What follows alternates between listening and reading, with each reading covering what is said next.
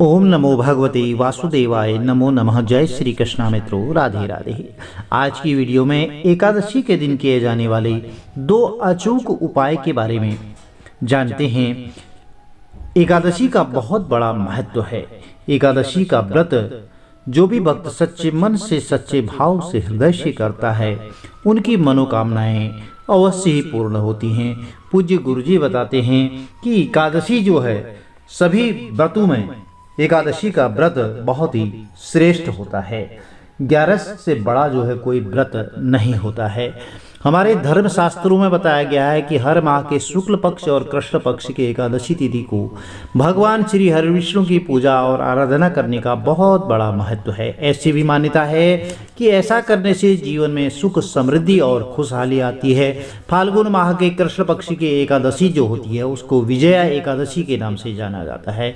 इस दिन भगवान श्री हरिविष्णु और माता लक्ष्मी की पूजा करने से पुण्य फलों की प्राप्ति होती है।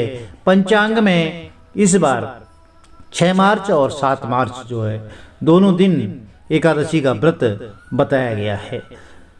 एकादशी का व्रत करने से व्यक्ति को सर्वत्र विजय मिलती है। यह विजया एकादशी है। हर शुभ कार्य पूर्ण होता है। जैसे लंका विजय करने की कामना से बगदाल में मुनि ने आज्ञा अनुसार समुद्र के तट पर भगवान श्री राम ने इसी एकादशी का व्रत भी किया था, जिसके प्रभाव से रावण का वध हुआ और भगवान श्री रामचंद्र जी की विजय हुई। ऐसी मान्यता है कि एकादशी के प्रभाव से जो शत्रुओं पर विजय प्राप्त होती है और सभी कार्य अपने ही अनुकूल होने लगते हैं। यह व्रत स्वर्णदान, भूमिदान, अन्नदान और गोदान से भी अधिक पुण्य फलों की प्राप्ति करने वाला होता है और अंततः प्राणी को जो है मोक्ष की प्राप्ति होती है। यह महान पुण्यदायक व्रत करने से जो व्रत करता है, व्रती को वाजपेयी यज्ञ के बराबर फल मिलता है। तो प्रिय भक्तजनों, वह कौन से 2 अचूक उपाय हैं जानते हैं इस वीडियो में, जिसके करने से आपको पुण्य फलों की प्राप्ति होगी। जो द्वादशी का व्रत, सबसे पहले तो यह जान लेते हैं कि कुछ 6 तारीख को मना रहे हैं, कुछ 7 तारीख को मना रहे हैं। तो 6 तारीख को श्रेष्ठ है या 7 तारीख को श्रेष्ठ है, इस वीडियो में यह भी जान लेते हैं कि द्वादशी में 11 करने का जो बहुत बड़ी महिमा बताई गई है, वह शास्त्रों में बताया गया है कि 11 का व्रत उस दिन खुल रहा है जिसमें त्रयोदशी बढ़ रही है। तो उस एकादशी की महिमा बहुत ज़्यादा कही गई है। यह भी लिखा गया है कि संपूर्ण पृथ्वी का दान करने से जो फल की प्राप्ति होती है द्वादशी में, वह द्वादशी में 11 करने की उतनी ही बड़ी महिमा होती है। उसका पारणा त्रयोदशी में होना चाहिए। इसलिए दशमी मिश्रित जो एकादशी होती है ना, वह बहुत बढ़िया नहीं कही जाती है। आज जो 6 मार्च को आप एकादशी का व्रत करने जा रहे हैं, 6 मार्च और 7 मार्च, 6 मार्च जो है ग्रस्त जनों के लिए विजया एकादशी का व्रत रहेगा और 7 मार्च को जो है, जो वैष्णव जन हैं, उनके लिए, जो श्री हरि विष्णु को मानते हैं, उनके लिए जो है विजया एकादशी का व्रत रहेगा। तो अधिकतर जो है 7 मार्च को ही विजया एकादशी का व्रत करने वाले हैं और कुछ लोग 6 मार्च को करने जा रहे हैं। तो व्रत आप दोनों दिन कर सकते हैं, पर 7 मार्च जो है श्रेष्ठ है। 7 मार्च को जो व्रत किया जा रहा है, उसमें आपको त्रयोदशी पारणा में मिल जा रही है, इसलिए पर यह उचित है। 6 मार्च को भी आपको पंचांग में समय दिया गया है कि प्रातः जो है फाल्गुन माह में यह कृष्ण पक्ष की एकादशी 6:30 पर आरंभ हो रही है और 7 मार्च को सुबह 4:13 पर यह समाप्त हो रही है। इसलिए उदया तिथि के अनुसार आप 6 मार्च 2024 को भी विजया एकादशी का व्रत रख सकते हैं, पर शास्त्र सम्मत दोनों ही तर्क उचित हैं।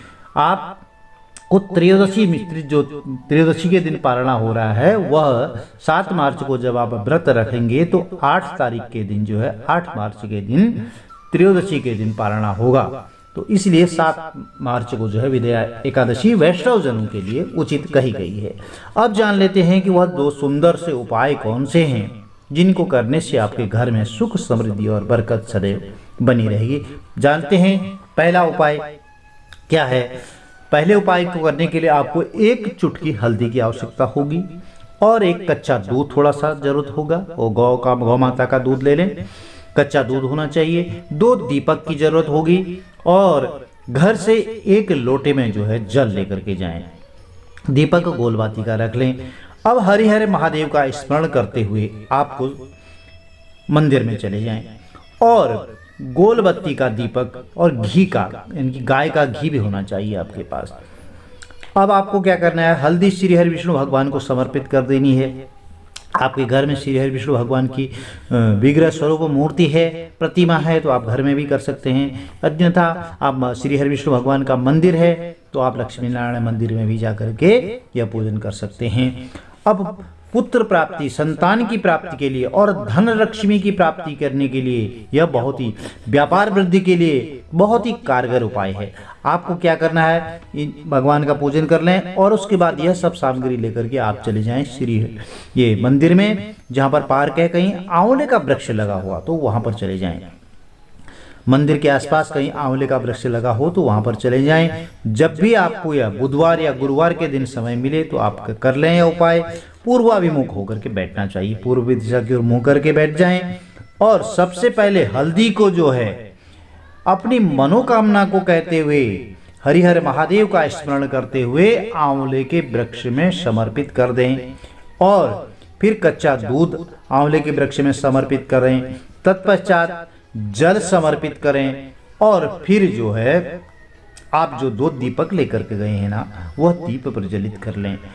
एक दीपक से आप आरती कर लें, एक दीपक जो है आंवले के वृक्ष की जड़ में आप रख दें। आप आंवले की जो है परिक्रमा भी कर सकते हैं, आपको जैसा समय मिले। अगर समय मिल रहा है तो आप 108 परिक्रमा लगा सकते हैं, अन्यथा 8 परिक्रमा कर लें तो भी आपको जो है पुण्य फलों की प्राप्ति होगी।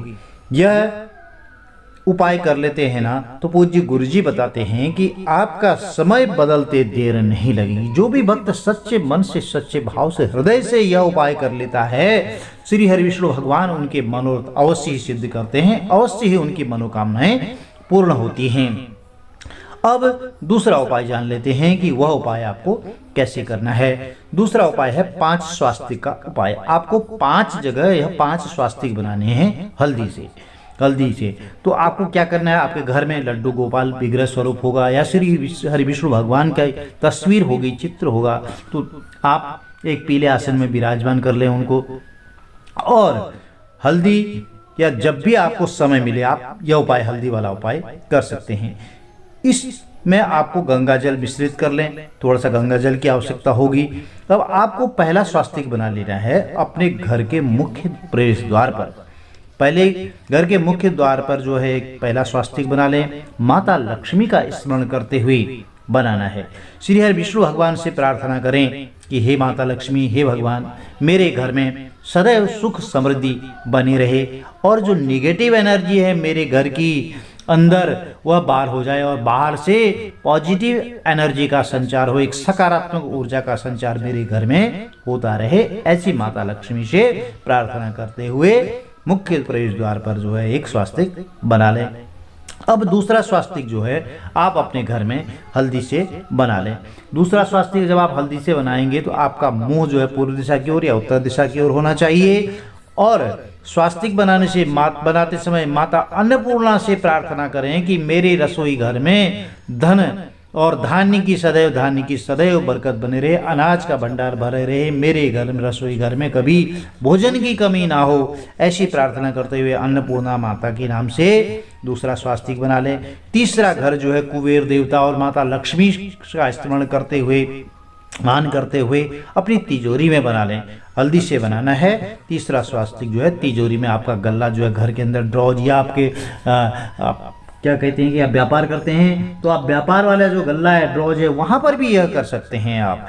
और चौथा जो है स्वास्तिक बना लेना है जहां पर आप पूजा पाठ करते हैं, जहां पर नित्य पूजा करते हैं वहां पर भी जो है हल्दी से आपको एक स्वास्तिक बना लेना है। 5वां स्वास्तिक बनाना है आपको जहां पर आपके बच्चे बैठते हैं, पढ़ाई करते हैं, उनमें एक सकारात्मक ऊर्जा का संचार हो, एक पॉजिटिविटी का संचार हो। इसलिए आपको जहाँ पर बच्चे पढ़ाई करते हैं, बैठते हैं, या आप अपने जो है बेडरूम में भी वहाँ पर अगर बैठते हैं, पढ़ाई करते हैं तो वहाँ पर भी बना सकते हैं। आपके भाग्य बदलने में जो है देर नहीं लगेगी, अवश्य आपका भाग्य बदलेगा और आपके घर में कष्ट है, कोई पीड़ा है, कोई रोग व्याधि है, वह सब दूर होंगे। तो प्रिय भक्तजनों, यह 11 बहुत ही महत्वपूर्ण है और वीडियो में जो सटीक उपाय बताए गए हैं, आप इन उपाय को करते हैं तो आपके मनोरथ अवश्य ही सिद्ध होते हैं।